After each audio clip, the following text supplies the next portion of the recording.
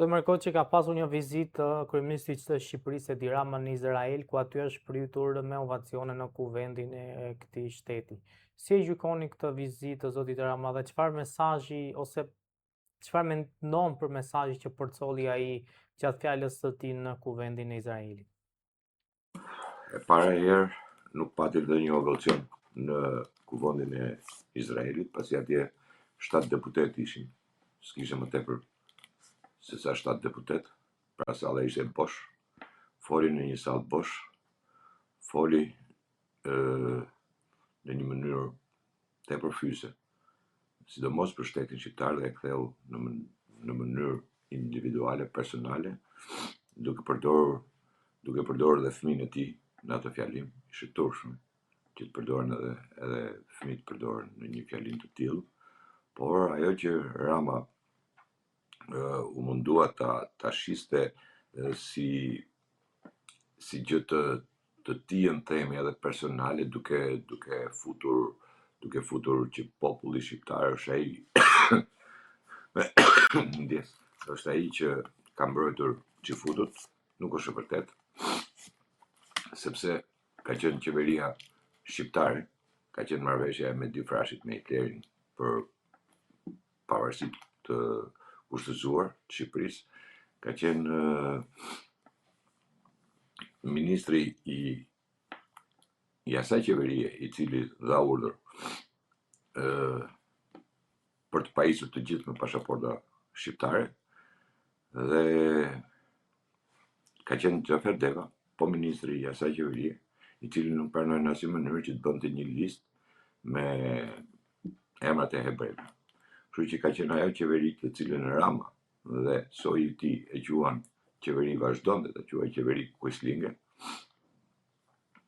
vazhdon të ofendoj atë lloj qeverie dhe asnjëherë nuk kanë deklaruar dhe të thonë që po jemi ne ata që e shitëm këtë vend, e coptuam këtë vend dhe shkatruam këtë vend. Ky ishte pjesa e parë. Pjesa e dytë e Ramës, Rama nuk ishte në ovacion, ajo ishte një vizitë e cila më tepër i leverdiste Netanyahu dhe pa qëllim, e kam thënë edhe në një emision tjetër, që Izraeli që kanë hall, Netanyahu që kanë hall shumë të madh, përsa për thret një person si Rama dhe i thur lavde një personi si Rama, kur thash është njeriu që ka ndërtuar mafia në shtet në Shqipëri, është njeriu kur partneri i Netanyahu, siç është Amerika, e ka në raportet e saj, e ka cilësuar Shqipërinë si vendi i drogës, krimit, pastrimit të parave. Dhe ajo që më bëri pasaj përshtypje në atë fjalim ishte momenti kur i ftoi që të vinin në Shqipëri, se Shqipëria ishte vend shumë mikpritës dhe shumë i mirë. Pra, kthehemi tek ajo politika apo synimi që ka pas Sorosi në planin e tij për ta kthyer Shqipërinë në një vend, në një stret të Izraelit apo të vendeve të tjera, të cilat duhet të mbushin dhe të përdorin Shqipërinë si bazë. Kjo ishte një, nëse do lexohet dhe do zbërthehet tamam fjalimi i Ramës, unë them më tepër shkon në tradhti kombëtare se sa në një prestigj të shtetit shqiptar, kur dihet që për sa i përket feve, shqiptarët nuk kanë pas kurrë, absolutisht asnjëherë asnjë lloj probleme me çështjen fetare. Të gjithë komunitetet fetare kanë jetuar në mënyrë shumë qetë, kanë pasur marrëdhënie fantastike dhe kjo fal jo politikave, po fal atij genit shqiptar. Duke qenë se ne kemi një rrjedhshmëri të genit pagan, ne nuk e kemi problem shumë çështjen fetare. Shqiptarët më tepër kanë problem çështjen kombëtare se sa çështjen fetare. Çështjen fetare shqiptarët gjithmonë e kanë pas në plan 2, në plan 3, çështjen kombëtare kanë pas gjithmonë në plan parë. Por ajo që ishte pjesa tjetër pastaj që të vinte keq, domethënë që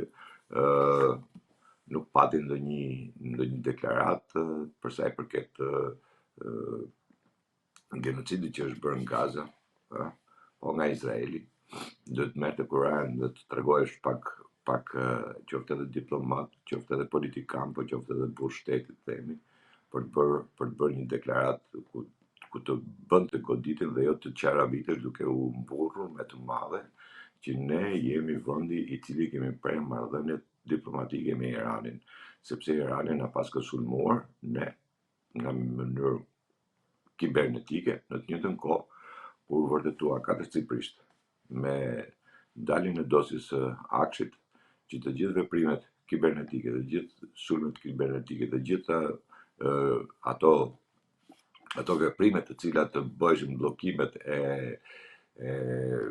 hyrje dhe daljet në Shqipëri i ka bërë pikërisht Akshi për të hyrë për dalë ata kriminalet, ato persona të cilët nuk duhet të identifikoheshin që ishin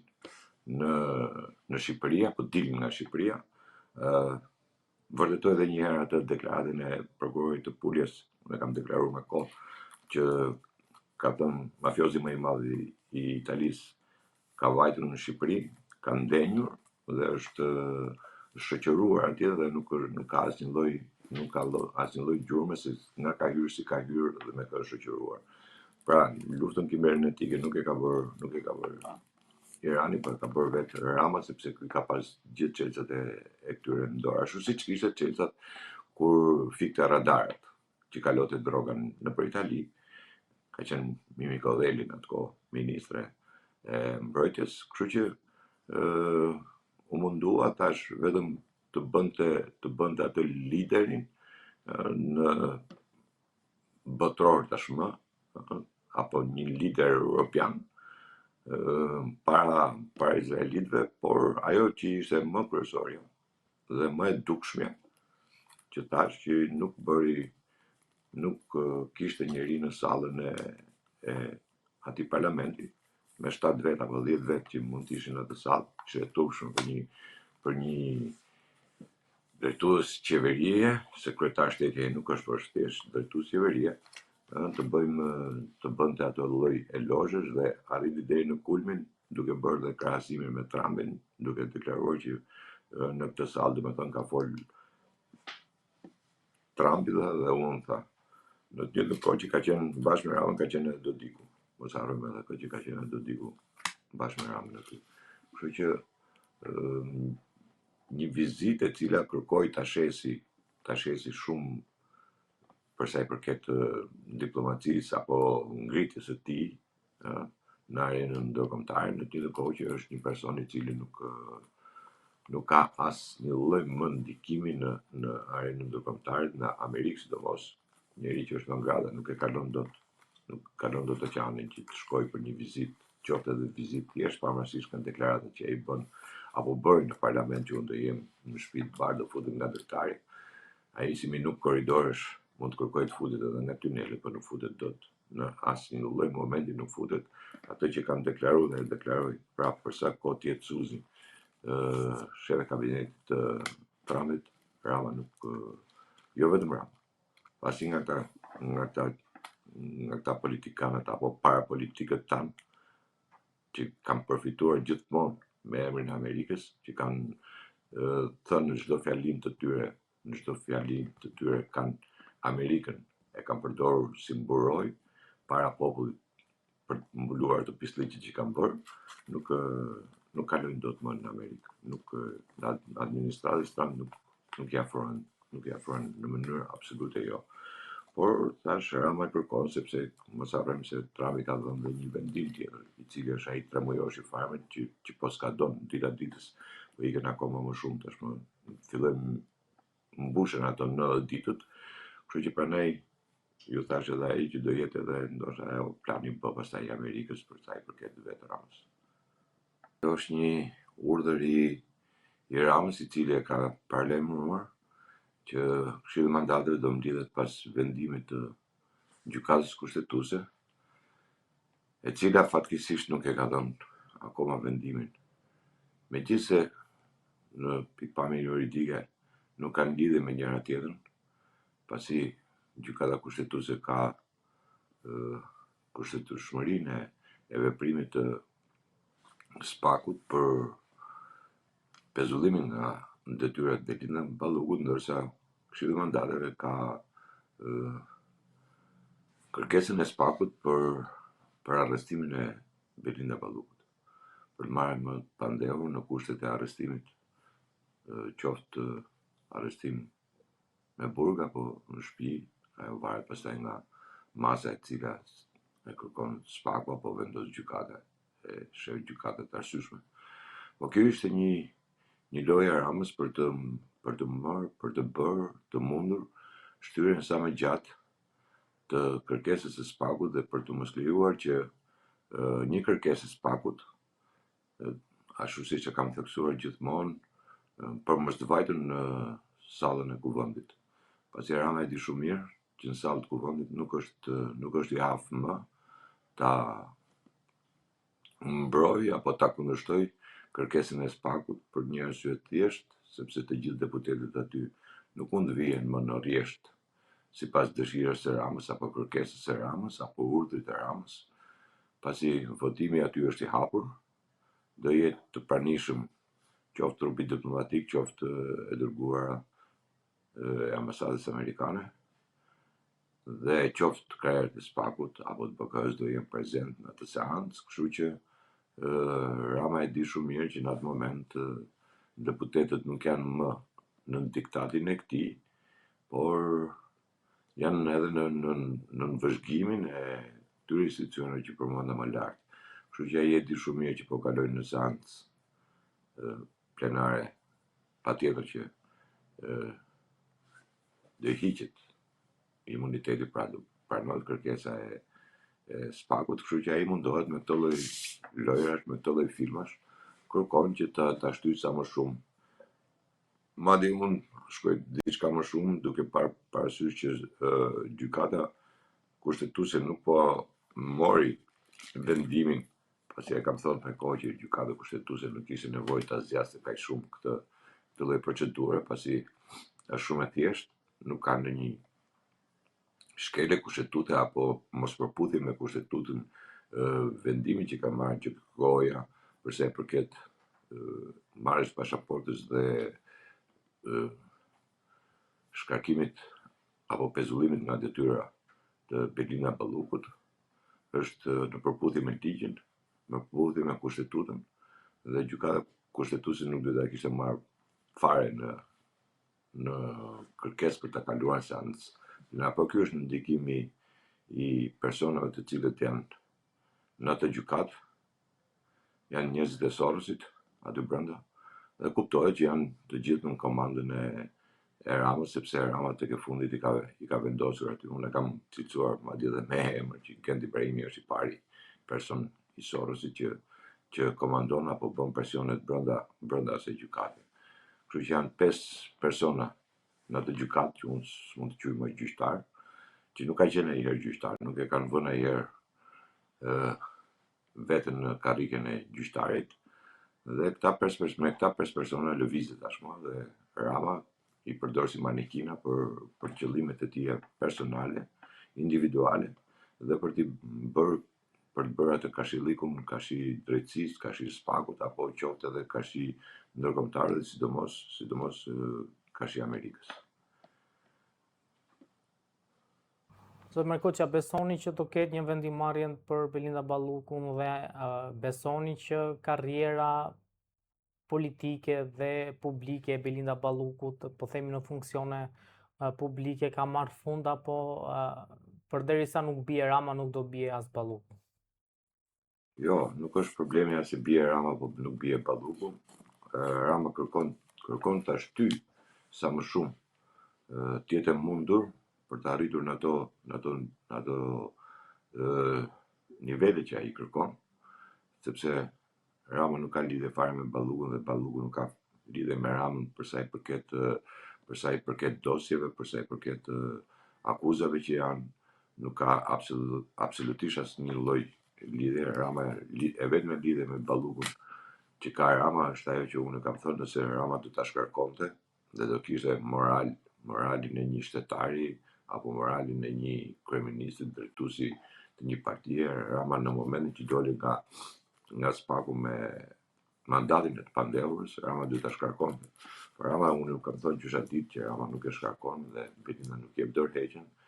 pasi nëse Rama do merrte guximin për ta shkarkuar, Rama patjetër që do të llogarisë kokën e tij. Unë kam thënë do plasë lufta rrugës, kështu që ai më tepër e ka personal, privat, me ata që janë pas Belindës se sa me Belindën, dhe ai kërkon në këtë mënyrë, e kupton mjaft mirë që një vendim i gjykatës kushtetuese pro vendimit të GKK-s, pra për pezullimin e Belindës nga detyra, do i hapte rrugë Spakut dhe do anashkalonte kuvendin për të mos marrë më leje, dhe një vendim të tillë Spaku mund ta merrte edhe për vetë kryeministrin, kështu që nëse prandaj është ai tehu i thikës, nëse gjykata kushtetuese do të japë një vendim të tillë, nesër Spaku me të drejtë mund të marrë një vendim të tillë edhe për vetë kryeministrin, kështu që ai më tepër ka mbrojtjen e tij personale, sesa dhe themi do të mbroj varësit e tij. Ne e dim shumë mirë që Rama shet çdo gjë, përdor çdo gjë. Unë kam thënë ai ka bërë shesi dhe familjen e tij, vetëm për të mbajtur postin e kryeministrit, dhe këtë post ai e ka detyrim, ka shi asaj organizate ku ai bën pjesë. Kështu që presim vetëm vendimin e gjykatës kushtetuese. Tash është një vendim të cilin Rama atë gjykat tashmë tregon që e komandon, bën presion mbi atë gjykat patjetër, dhe do luaj çdo lloj forme, mënyre. Mund të shkojnë deri në idiotësi, sa mund të dalim me një vendim për ta çuar në Komisionin e Venecias. Kështu që Rama këtë kërkon dhe këtë kërkon të bëjë, domethënë që ta detyrojë atë gjykat kushtetuese në formën dhe mënyrën e tij patjetër për ta dërguar në Venecia, dhe kuptohet që të shtyhet afati, koha, dhe në këtë moment Rama me urdhër që ka dhënë që ne nuk marrim një vendim nga Komisioni i Mandateve për sa kohë nuk ka marrë vendim gjykata kushtetuese, i le hapësirë kohore për zgjatur jetën sa më shumë në këtë situatë. Por gjithmonë ngelem ke ajo pjesa tjetër pastaj që do ketë në një lëvizje tjetër të Spakut, sepse është pamundur që një njeri të komandojë apo të frenojë një shtet të tërë, apo të dalë përballë drejtësisë dhe të bëhet muri pakalueshëm për drejtësinë. Kur thoni do ketë një lëvizje tjetër, për çfarë keni fjalën? Çfarë lëvizje mund të jetë tjetër? Lëvizja tjetër do të vi nga ajo që unë kam thënë që nuk do ishte mirë që gjërat ne i zgjidhin ndërkombëtarët apo gjërat ne i zgjidhe Amerika dhe ne të presim vetëm Amerikën që të na i zgjidhe, po do të vi nga Amerika pastaj. Do të vi ndoshta gjëja e parë që mund të vi ajo që është marrë atje, por që nuk është deklaruar që Rama është non grata. Apo do thirret Rama pastaj për dosjen me Gonigal, dosjen Sinaloa, apo dosje të tjera të cilat janë të mirë informuara dhe të mirë bëra në Amerikë, dhe Rama të dalë dhe të deponoj para drejtësisë amerikane apo të marrë një akuzë në Amerikë. Ky do jetë, nuk do ishte për Shqipërinë, flas jo për Rama, por për Shqipërinë nuk do ishte një augur i mirë, një gjë e mirë, por thash në të gjithë ato investim që kanë bërë Shtetet e Bashkuara të Amerikës, është e pamundur që të lejohet domethënë një narcist i tillë të vazhdojë të drejtoj vendin, një njeri që ka ndërtuar mafia në shtet, dhe do ta detyrojë ta bëj këtë lloj lëvizje. Pra, unë kam thënë që deri tani nëpërmjet politikës dhe bashkëpunimit me SPAK, Amerika ka arritur ta zhveshë Ramën politikisht, ta zhveshë Ramën nga mbrojtja e bandave korrupsionit dhe të krimit organizuar, dhe duke pas parasysh edhe mbledhjen e fundit që është bërë në Komision të Jashtëm të Kongresit Amerikan, ku është trajtuar çështja e Ballkanit, ku dhe vetë është përmendur emri i Ramës si personi i cili ka ndikim mbi grupet kriminale, mbi drogën. Dhe ajo që është që ne kemi marrë një grusht, themi, thash gjithmonë si Shqipëri, si politik, një grusht shumë të rëndë, kur është deklaruar që investimet strategjike në Amerikë, për sa i përket investitorët amerikanë, në këto momente të ndërpritëm, sepse aty është krimi organizuar, pastrimi parave dhe nuk dihet se nga dalin këto para, domethënë. Kështu që këtu kemi të bëjmë me këtë pjesë, prandaj them që do jetë shumë minus për Shqipërinë, për ne shqiptarët, do jetë minus që veprimi apo goditja e Ramës të vijë nga jashtë. Jo se vjen nga jashtë nuk në për inatet themi politike, por sepse dosjet e Ramës janë të ndodhura tashmë në drejtsinë amerikane, ashtu siç është edhe dosja e ndodhur në Gjermani, ku ministri në Gjerman erdhi dhe takoi direkt Spakun, sepse është një dosje e cila flitet për call centeret dhe emri i të vllajt kryeministit është në atë dosje, në atë hetim që bëhet në Gjermani. Kështu që prandaj them do ishte fatale për shqiptarët, tregon domethënë jo vetëm rrënimin e shtetit, por mbajtja e pushtetit nga një person i vetëm dhe mbajtja në këtë lloj mënyre, në këtë lloj forme diktatoriale apo në mënyrë mafioze. Unë pa qëllim kam thënë që Rama ka ndërtuar mafia në shtet, sepse në çdo lloj shteti tjetër të ishte, qoftë edhe shteti i Madurës, po të ishte nëse do kishte një kërkesë të tillë nga drejtësia për një vartës të tillë, nuk do ta kishte bërë këtë lloj loje, këtë lloj mënyre të keq trajtimit të ligjit dhe të keq trajtimit të gjithë institucionet, duke të keq trajtuar dhe institucionet e presidentit. Kështu që prandaj e kam atë pjesë që them që do jetë plani B, themi, i Amerikës për sa i përket këtij personi. Tashmë nuk mund të them më që është përfaqësuesi i shqiptarëve, sepse nuk ka shqiptar që tulesh në tavolinë apo në biseda të tjera të thotë që po bën mirë, që nuk po i hiqet imuniteti Belinda Ballukut dhe nuk po shkon para drejtësisë atje ku vërtet e ka vendin